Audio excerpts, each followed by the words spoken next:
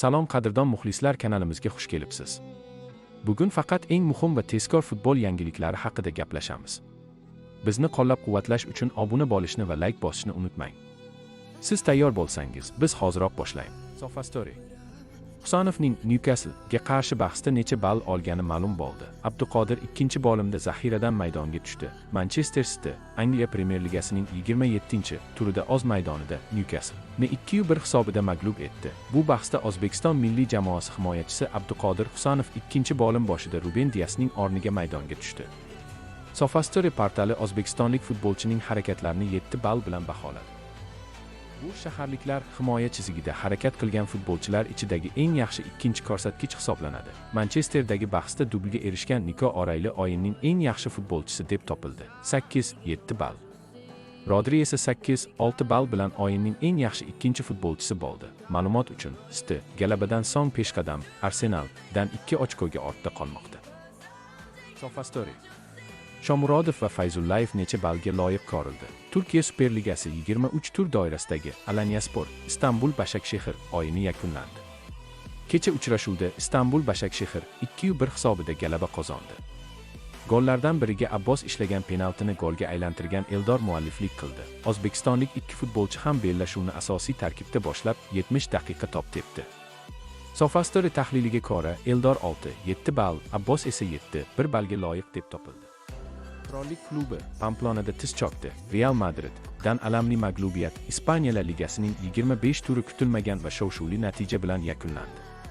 Turnir jadvalida peshqadamlik uchun kurashayotgan Real Madrid mehmonda Osasuna tosigidan o'ta olmadi. Pamplonadagi El Sadar stadioni madridliklar uchun haqiqiy tuzoqqa aylandi. Uchrashuv debyutidanoq mezbonlar o'z shijoati bilan ajralib turishdi.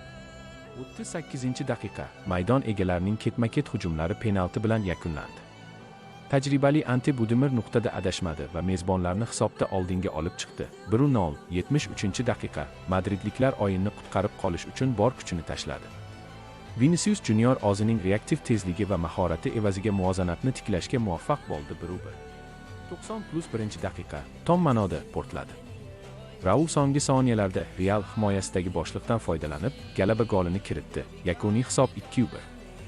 Eslatib o'tamiz, Real 60 ochko bilan La Liga peshqadami Barselona birta o'yin kam 2 ochko ortda qolishmoqda. Agar Barselona bugungi o'z o'yinida g'alaba qozonsa, yana peshqadamga aylanadi. Siz nima deb o'ylaysiz? Barselona yana yetakchilikni qo'lga ola oladimi? Fikrlaringizni yozib qoldiring.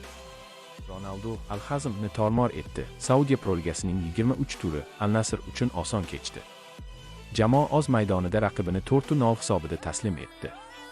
O'yin qahramonlari 13-daqiqa Cristiano Ronaldo, 30-daqiqa Koman, 77-daqiqa Gabriel, 79-daqiqa Cristiano Ronaldo. Dubl hisob 4-0. Tarixiy natija 963 ta gol.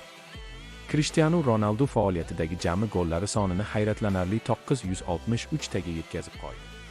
Uning yosh o'tgan sayin ochilib borayotganini quyidagi statistika yaqqol isbotlaydi. 30 yoshgacha 463 gol, 30 yoshdan keyin 501 gol. Ronaldo nafaqat maydonda, balki tarixdagi eng yaxshi topurar sifatida o'z o'rnini yanada mustahkamlamoqda. Mingtalik dovon sari qadamlar davom etadi. Siz nima deb o'ylaysiz? Ronaldo 1000-chi golini jahon chempionatida kiritadimi? Fikrlaringizni izohlarda yozib qoldiring.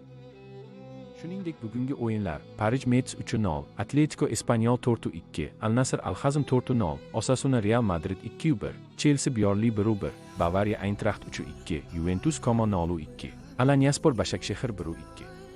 E'tiboringiz uchun rahmat. Futbol olamidagi eng qaynoq voqealarni biz bilan kuzatishda davom eting. Kanalga obuna bo'ling va qo'ng'iroqcha tugmasini bosib qo'ying. Ertangi yangiliklarda ko'rishguncha omon bo'ling.